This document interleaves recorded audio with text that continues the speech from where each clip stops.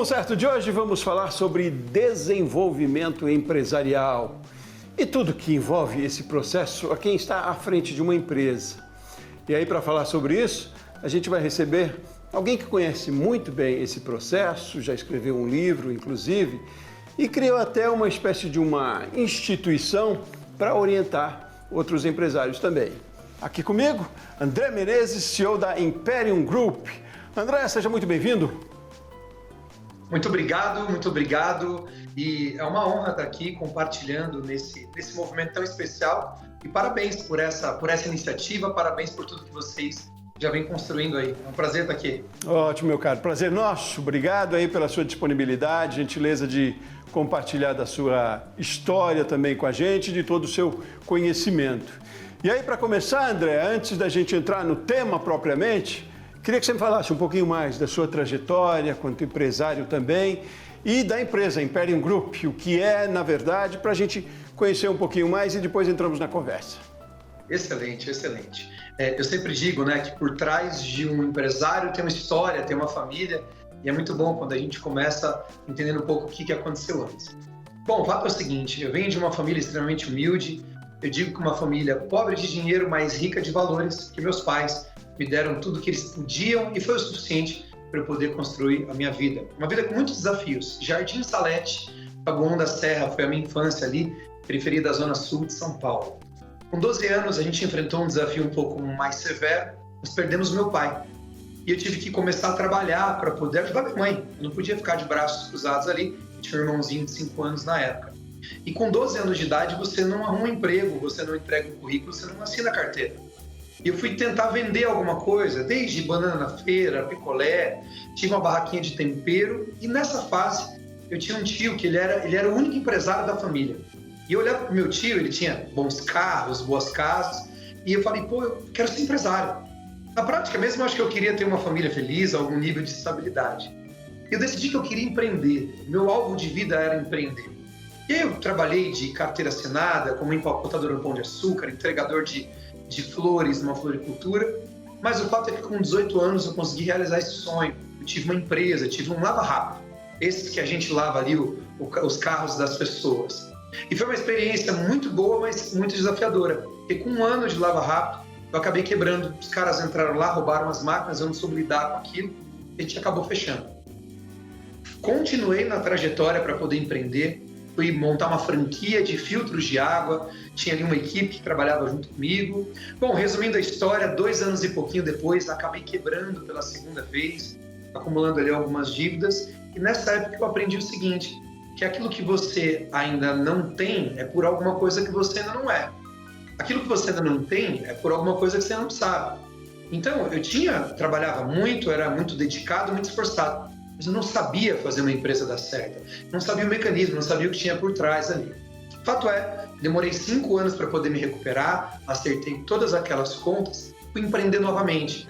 Montei uma empresa para poder acelerar as vendas de outras empresas, de outras escolas de informática ali.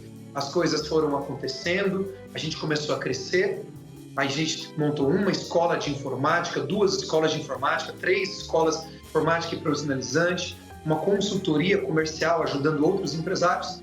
E quando foi em 2017, eu queria fazer algo que fosse um pouco mais além de todo o sucesso que eu já tinha feito. Eu reuni um pequeno grupo de empresários, comecei a ajudá-los, fazer a mentoria ali, nem sabia o que era isso. E esses caras começaram a crescer. No final de 2017, eu falei, e será que isso aqui não poderia virar um negócio? E eu montei um centro de desenvolvimento empresarial. E desde então a gente começou a contribuir com empresários, começamos com imersões, já fizemos imersões em São Paulo, imersões no Alphaville, imersões em Campinas, foram quase 10 mil pessoas que passaram pelas nossas imersões, 10 mil empresários. Agora em maio desse ano, nós realizamos a maior edição de todas, nós literalmente entregamos a maior edição de imersão empresarial do Brasil. Foram quase 2.400 empresários com a gente no presencial. Além disso, construímos programas de desenvolvimento para continuar acompanhando esses empresários, mas o fato é que nós construímos o maior programa de desenvolvimento empresarial do Brasil na NWB, que é a Noibec, nosso principal negócio hoje. E aí vocês prestam consultoria também nesse trabalho depois, além da imersão? É uma espécie de consultoria? Isso, a consultoria, a consultoria consiste em você transferir conhecimento técnico e uma estratégia mais técnica. Então a gente contrata uma consultoria financeira ou uma consultoria de contábil, por exemplo. No nosso caso, nós identificamos com o empresário quais são os maiores desafios do modelo de negócio dele no diagnóstico, a gente entende aonde o calo está apertando ali, a partir dali a gente cria um plano de ação, a gente define 3 objetivos específicos de resultados e a gente acompanha ele nos mais variados aspectos dentro da empresa dele para ele poder alcançar aquele resultado. E normalmente resultado, a gente está falando de mais faturamento, de mais lucro e mais caixa, segurança de caixa na empresa. Ótimo, já vi que a gente tem muito para conversar aí, mas eu quero voltar nessa questão que você disse que o empresário busca, e aí na imersão vocês focam nisso, no resultado, né? Mas o resultado ele advém do conhecimento também, né, André? Como é que é esse equilíbrio aí de se capacitar, de buscar conhecimento para gerir o negócio e aí ter resultado? Como é que se dá isso? O resultado, ele começa no conhecimento, mas ele na prática é fruto da implementação. Então, se eu aprender, ou se eu ler um livro, ou se eu for numa imersão e ficar muito mais inteligente e eu não tiver um mecanismo para implementar isso na segunda-feira ou no dia a dia da minha empresa, eu não vou ter resultado. Então, o que a gente faz? Nós ensinamos alguns pilares que fundamentam qualquer tipo de empresa, qualquer tipo de negócio que nós estudamos, nós pesquisamos e é a base da nossa metodologia própria. E o que nós temos é um processo para garantir que o empresário vai conseguir implementar esses pilares. Na hora que ele implementa esses pilares, consequentemente, os resultados acontecem. Mas o que preconiza esse processo? Eu imagino, é claro, de empresa para empresa muda, né? São processos mesmo e depende do segmento, depende da sua atuação, do seu nível também. Mas, de qualquer forma, deve ter uma máxima aí, né? Porque o desafio é de todos, né? Sim. Veja só, no ano de 2020, a gente começou a pesquisar de forma mais intencional os principais cases que nós tínhamos. Nós já tínhamos atendido alguns milhares de empresários. E a gente começou a fazer um levantamento, um overview ali de tudo, e a gente identificou que existiam padrões em comum entre as empresas que davam certo. A gente começou a fazer uma pesquisa um pouco mais ampla, olhamos para outros países e olhamos para praticamente todos os segmentos e todos os nichos. E validamos alguns pilares que sustentam qualquer tipo de empresa, de qualquer tipo de negócio, de qualquer tipo de tamanho, inclusive. E nós ensinamos esses pilares, juntamente fornecemos as ferramentas para que esses pilares funcionem na empresa dele. Não, maravilha, fiquei curioso. Quais são esses pilares? Excelente, vamos lá. O primeiro desses pilares é o que nós chamamos de cultura de resultados. Cultura é basicamente um código de ética inconsciente que rege o comportamento de todas as pessoas na empresa. O segundo desses pilares é a liderança empresarial. Então, o empresário liderando a empresa, fazendo a empresa funcionar. O terceiro desses pilares é uma estratégia para que ele possa transformar tudo isso que eu estou dizendo aqui em resultados. É o mapa do caminho para ele poder chegar no objetivo. O quarto pilar é o financeiro lucrativo. Não um financeiro burocrático, mas um financeiro com viés de lucratividade, ferramentas práticas do dia a dia, mão na massa. Depois vem o marketing estratégico, que é transformar o seu modelo de negócio numa máquina de atração de clientes, de novos clientes, e depois disso um processo de vendas previsíveis. André, são 6, você disse até agora. E qual que é o sétimo? O sétimo é o que nós chamamos de identidade empresarial. Por quê? Existe um jeito de decidir como empresário, de se comportar como empresário, se comunicar como empresário, liderar como empresário. E é isso que a gente traz. A gente ajuda o empresário a implementar parcialmente ou, em alguns casos, alguns programas integralmente esses pilares e o resultado vem como consequência, porque é um amarrado no outro.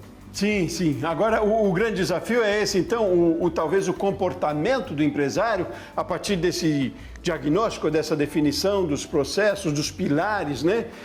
O grande desafio é se portar como empresário. Como é que a gente está se comportando hoje? Eu digo isso também para fazer referência à sua mais nova publicação, o livro onde você diz que chega de ser empresidiário, é mais ou menos isso. Chama atenção, é forte o título do livro. É isso. Vamos entrar dentro no segundo bloco, mas eu quero entender por isso mesmo. O desafio é como ser empresário. É isso. Qual que é o maior desafio do empresário? Eu digo que é virar a chave de uma mente de funcionário operacional para uma mente de empresário estratégico. Nós somos os reflexos na prática do conjunto de crenças, de comportamentos, de padrões que a gente adquire durante a nossa vida. Só que a maior parte de quem empreende não veio de uma família com tradição empresarial.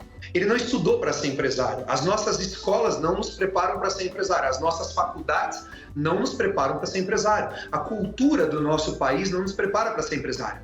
Então, na prática, tudo que a gente vive vai programando a gente para poder ser um funcionário. Minha mãe dizia para mim, filho, estuda bastante para quando você crescer você arrumar um bom emprego. Minha mãe e meu pai discutiam dentro de casa sobre o salário, que não estava tão bom. Na faculdade, eu fui ter aula de administração de empresa com um professor que nunca tinha administrado uma empresa na vida. Então, o empresário, no meio da vida, ele decide empreender, ele decide ser um empresário a partir de uma necessidade, a partir de um desejo, a partir de uma oportunidade, uma ambição. Só que ele começa uma empresa. Só que aí é o que eu chamo de o pseudo-empresário. Ele tem o CNPJ, ele tem uma empresa, ele tem uma estrutura que ele vai trabalhar todo dia, mas na prática, ele é um funcionário da própria empresa. Muitas vezes o melhor funcionário da própria empresa, só que é o pior emprego do mundo. Porque ele trabalha na empresa dele, mas ele lida ali como um autoemprego. Ele faz tudo, tudo depende dele, tudo tem que falar com ele, e se ele não está, a empresa não funciona. Então não é uma empresa, é um autoemprego. É uma organização que ele construiu para ele poder trabalhar dentro dela. Então você vai me falar. O empresário é essa virada. Não, maravilha. Você vai me falar dessa liberdade ao mesmo tempo aí, com toda a responsabilidade, no segundo bloco, então, e vai me falar um pouco mais do seu livro também. Mas eu tenho aqui uma dúvida. Mas não é o olho do dono que engorda o boi? Não tem que estar ali direto? Não me diga já. Exatamente. Me diga exatamente. já. Vamos fazer um intervalo rapidinho, você segue nessa conversa, deixa essa provocação para daqui a pouquinho, então, tá bom, André? Excelente. Muito bem, vamos fazer um intervalo rapidinho, Rumo Certo, volta já já.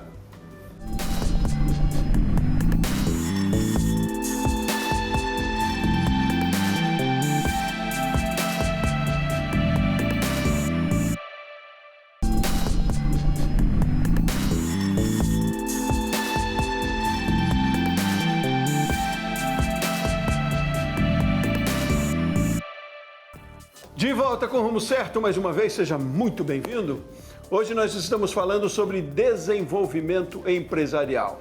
Para a nossa conversa, especialista no assunto, de carteirinha, eu diria, né? Convivência e muita. André Menezes, CEO da Imperium Group, uma espécie de uma plataforma, como eu diria, é uma instituição a Imperium, né, André? Para ajudar outros empresários também a administrarem melhor seus negócios. A gente fez essa provocação lá, você me dizia que o empresário tem que um pouco, não sei se posso usar esse termo, se libertar um pouco do seu compromisso ali enquanto dono da empresa, né? Para ver aquilo de uma outra maneira. E aí eu te perguntava, mas não é o olho do dono que engorda o boi? Como é que a gente faz esse controle? Essa frase é extremamente verdadeira, mas se eu pudesse eu faria um ajuste nela. Não é o olho do dono que engorda o boi, é a visão do dono que engorda o boi. Porque, por exemplo, eu conheço empresários que são donos de redes de supermercados. Ele tem 50 lojas. Ele não conhece a maioria das lojas, ele nunca foi na loja. E como que aquela loja funciona, como que aquilo roda, como que aquilo ali é bem sucedido, se o olho do dono nunca foi ali presencialmente. Então, só um exemplo aqui. Na prática, o olhar do dono, a visão do dono engorda o boi. Mas não a vida dele, não 14 horas de trabalho, não ficar sem almoçar, não ficar sem cuidar da saúde dele. Então, na prática, o que é uma empresa? Uma empresa é uma pessoa jurídica. Uma pessoa jurídica pressupõe autonomia, pressupõe uma vida. Então, a tua empresa precisa ser uma organização. Uma organização é um mecanismo organizacional que se retroalimenta e funciona. Se a minha empresa depende da minha presença para funcionar, eu sou um gargalo para ela. Eu represento um risco para ela. Porque se acontecer alguma coisa comigo, se ela pegou o Covid-19, sei lá, ficou 20 dias em casa, parou a empresa. Então, eu trabalho bastante, trabalho com foco em resultado, mas se eu não vir trabalhar amanhã, a minha empresa vai funcionar. Se eu tirar uma semana de férias ou duas, a minha empresa vai funcionar. É improdutivo. É improdutivo, então, né? Se pensar em ter o domínio, na verdade, né? É preciso ter uma capacidade de delegar. E aí a gente entra numa outra questão importante para a corporação, então, que é a liderança, né? É preciso ter líderes que possam Como é que é esse desafio também? E em que ponto a gente chega nesse nível também, André? Porque trazendo isso para mim, com pequenos empresários, por exemplo, que começam, e geralmente começam com essa toda a responsabilidade, mas a gente tem que trabalhar essa construção, é uma construção, né? Até chegar a esse ponto de ser mais importante a minha visão do que o meu olho exatamente, né? É isso. É uma construção e é uma jornada. Eu digo que ser empresário é um estilo de vida, não é um trabalho. Porque não é de curto prazo. Eu pessoalmente, comecei uma empresa sozinho, eu era o único funcionário, e fui fazendo essa empresa crescer no decorrer do caminho. Então, no primeiro momento, eu era o meu líder e eu tinha que fazer tudo. E tá tudo bem. Tá tudo bem você começar uma empresa trabalhando, sendo o primeiro funcionário. Tá tudo bem. O que não pode é isso se transformar numa realidade eterna. Eu conheço empresários que têm 10 anos de empresa, 12, 15 anos de empresa, mas eles vivem uma rotina do mesmo jeito que era o primeiro ano de idade. Só que ele não aguenta mais isso, ele não dá mais qualidade para a empresa. Então, o nome do jogo é essa liderança. A minha liderança precisa ser mais forte do que a minha presença. Então, quando eu falo de lideranças, é eu identificar o que precisa ser feito e capacitar pessoas, identificar pessoas para que aquilo ali seja feito. Então, no primeiro momento, eu faço tudo. No segundo momento, eu começo a identificar o que eu não preciso mais fazer e quem pode fazer por mim. Esse é um processo de liderança. Entre as nossas prioridades está formar uma equipe, formar um time, atrair, identificar, desenvolver pessoas para que elas façam partes específicas da empresa. Aí a gente começa, 1, 2, 3 pessoas, daqui a pouco 4, daqui a pouco é um supervisor, daqui a pouco tem um coordenador, de repente você tem gerentes, tem 2 gerentes, diretores, de repente você tem uma grande corporação. Isso é o processo natural que as coisas deveriam acontecer. Agora, André, a gente tem falado muito de mudança de comportamento, mudança da relação de trabalho, de comportamento do consumidor. E quais são, então, os critérios, tanto dessa liderança, quanto dessa equipe que vai trabalhar? A gente hoje tem outros valores muito importantes também, né? Tem o pragmatismo da técnica, que tem que ter o conhecimento técnico, mas tem comportamentos hoje que pesam muito, que são ativos, fortes. Então, quais são os critérios também para, uma vez enxergando e construindo essa liderança e esse grupo que vai tocar a empresa à frente, para que isso seja eficiente, orgânico e lucrativo? Excelente. O primeiro pilar da nossa metodologia é o que nós chamamos de cultura de resultados. O que é a cultura? A cultura é o jeito que as coisas funcionam ou deveriam funcionar numa empresa. E quando a gente fala de uma cultura, é um conjunto de elementos que definem a identidade da empresa, que definem esse comportamento. Então, quando eu falo de liderança, tem alguns aspectos. O primeiro deles, eu preciso exercer uma liderança focada em uma visão. Eu preciso mostrar para o meu colaborador que ele está entrando aqui agora para fazer uma função, mas onde a nossa empresa vai chegar e onde ele vai estar lá quando a gente chegar lá. Segunda coisa, uma clareza do que ele faz no dia a dia. Qual é a missão diária dele, o porquê que ele sai da casa dele. E não sai da casa dele para fabricar um produto, ele sai da casa dele para poder atingir um objetivo um pouco maior, que normalmente tem a ver com a transformação do cliente. Uma outra coisa importante são os valores, porque o empresário ele toma decisões o tempo todo, se contrata, se demite, se paga, ele toma o tempo todo decisões. Só que essas decisões precisam ser pautadas nos valores da empresa. O que são os valores da empresa? Eles podem ser filosóficos, mas eles são bases de tomada de decisão, são bases que vão sustentar o comportamento das pessoas. Então, esse conjunto de elementos, a história da empresa, de onde ela veio, o que a empresa é. Você chega numa empresa por aí, o funcionário não conhece o produto da empresa, o funcionário não sabe qual é o posicionamento da empresa, se o funcionário não sabe, imagina o cliente. Então, quando a gente fala de uma cultura de resultados, intencionalmente definirmos os elementos que vão conduzir a empresa e as pessoas em um resultado, em um objetivo. Essa é a base, seja uma empresa de 2 colaboradores ou seja uma empresa de 5.000 colaboradores. Essa é a base para você poder conseguir liderar. Ótimo. Como é que a gente traz para dentro dessa cultura, deste movimento, a tecnologia, André? Que é uma aliada cada vez mais forte, mas ao mesmo tempo, quase que, eu não sei se pode ser um contraponto, ou ao mesmo tempo junto, dessa questão de mais humanização nos relacionamentos com o cliente, com o fornecedor, com o colaborador. A gente está vivendo, infelizmente, um movimento cada vez mais humanizado nas relações, né? E aí tem a tecnologia que, de certa forma, parece que é um desafio porque nos afasta em alguns momentos. Mas há um equilíbrio nisso aí, há uma forma de trazer isso para dentro e para junto, e aliás ajuda, né? É isso. Agora, o que é importante entender? Que a tecnologia, ela é uma ferramenta. Ela é uma ferramenta, inclusive, transitória. A tecnologia de 2 anos atrás não funciona hoje e muitas das tecnologias que temos hoje estarão obsoletas daqui a alguns anos. A tecnologia muda. Agora, a essência da empresa não pode mudar. O posicionamento de mercado da empresa não pode mudar. Os valores da empresa não podem mudar. Por exemplo, nós temos aqui um valor que é a valorização do ser humano. Então, nós temos como base de tomada de decisões se a gente está valorizando as pessoas. Se a gente está contratando pessoas que valorizam pessoas. Se o nosso cliente está valorizando pessoas. Se os nossos produtos estão valorizando pessoas. Então, a tecnologia que eu vou utilizar para poder escalar, para poder alcançar mais pessoas, para poder ser mais assertivo, ela é importante, mas ela vai mudar. Ela vai evoluir. Agora, esses valores que nos aproximam e que trazem os diferenciais. Porque quanto mais tecnológico é o mundo, mais o ser humano é um diferencial competitivo.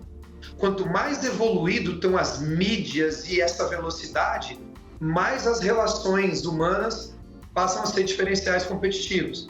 Então, se para mim as pessoas são importantes, para minha empresa as pessoas são importantes, eu preciso cultivar valores que potencializem as pessoas. E eu uso a tecnologia e potencializo as pessoas. Eu uso a tecnologia e tenho as pessoas como parceiros. O problema é que às vezes o povo inverte isso. As pessoas amam a tecnologia e estão usando as pessoas. André, a gente está entrando no final aí da nossa conversa, mas eu queria falar um pouquinho mais do seu livro, que você me fale dele, onde a gente encontra, inclusive, que tem esse título bastante instigante, Chega de Ser Empresidiário, rapaz. Excelente. Inclusive, eu estou até com ele aqui. Chega de ser empresidiário, esse termo empresidiário é uma palavra nossa, inclusive a gente registrou. Em um dado momento da minha empresa, eu tinha ali 2 escolas de informática, a gente passou por uma crise, minha esposa, minha sócia, ficou doente, eu não pude contar mais com ela, eu estava trabalhando 12, 14 horas por dia, e enquanto eu tentava cuidar da minha família, não tinha quem cuidava da minha empresa. E um dia, numa reunião, eu, em algum nível de desespero, falei, eu pareço mais um empresidiário do que um empresário.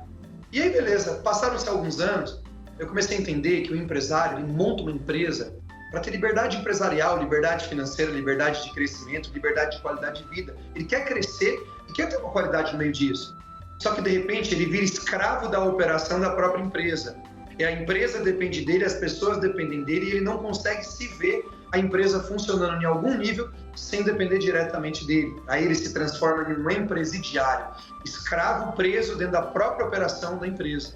Mas o contrário disso é a liberdade empresarial. É você crescer de forma sustentável, com essa qualidade de vida, tendo tempo para cuidar das outras coisas importantes, da tua saúde, da tua família, dos teus relacionamentos. E nesse livro aqui, eu trago o caminho para essa liberdade empresarial. 5 princípios práticos com uma esteira de aplicação e com ferramentas para que o empresário possa continuar crescendo, continuar vendendo, aumentando o faturamento, mas sem abrir mão das coisas mais importantes também da vida, que é a família. Sua família é o seu maior empreendimento. Você abre uma luz aí também para um outro entendimento muito interessante, né? Porque há uma máxima no mercado, no meio, da gente dizer que, olha, não é fácil ser empresário, olha, você vai trabalhar muito mais horas do que quando você era funcionário.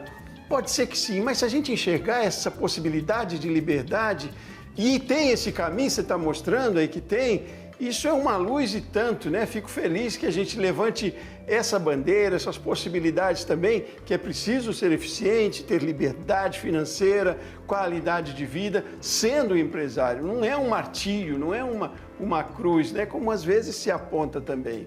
Então, André, A gente trabalha, tem uma fase, mas não precisa ser assim. Não é sobre trabalhar muito, é sobre trabalhar certo. Não é sobre fazer tudo, é sobre fazer o que é necessário para poder gerar o resultado. É um caminho, é uma trajetória. Muito bom, fico feliz que você compartilhe aqui com a gente desse seu conhecimento, traga essas ideias aqui para a gente pensar um pouco mais também e começar a agir a partir de conhecimento aí, que foi o que a gente abriu o programa lá, né? Preciso sim resultado, mas eu preciso se conhecer para se atuar, se colocar esses resultados aí, ou as ações que deem resultado aí em prática. André Menezes, falando para a gente lá de Barueri, São Paulo, né, André? Muito obrigado. É isso aí. Muito obrigado pela sua participação com a gente aqui. Obrigado, parabéns pelo programa. Muito bem. Forte abraço para você. Ótimo trabalho aí. Obrigado. Muito bem, muito obrigado a você de casa e aí da sua empresa que acompanhou o Rumo Certo com a gente hoje também.